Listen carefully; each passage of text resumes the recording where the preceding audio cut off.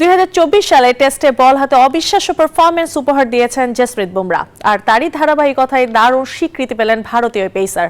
প্রথমবারের মতো আইসিসির বর্ষসেরা টেস্ট ক্রিকেটার নির্বাচিত হয়েছেন তিনি। এবারই প্রথম ভারতের কোনো পেসার এই পুরস্কার জিতলেন।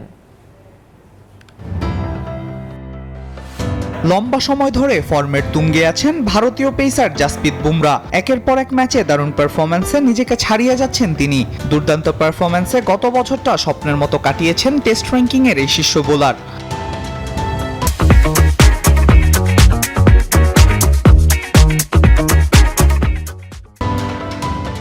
অবিশ্বাস্য এক বছর কাটানোর পর এবার সেরার স্বীকৃতিটা বুঝে পেলেন বুমরা।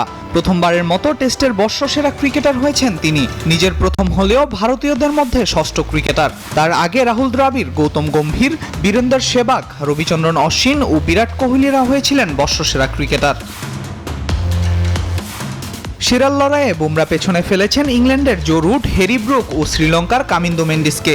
2024 সালে 13 টেস্টে 71 উইকেট নিয়েছেন বুমরা, যা গেল বছরের সর্বোচ্চ।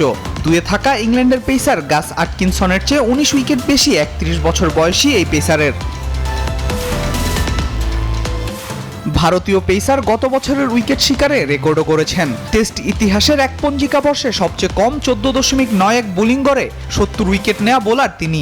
এক বছরে 70 উইকেট নেয়া বিশ্বের 17তম বোলারও বুমরা, আর ভারতীয়দের মধ্যে চতুর্থ।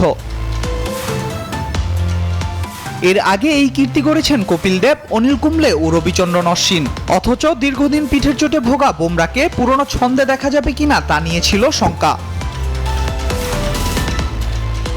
আল মাহমুদ ফাহিম, নিউজ 24।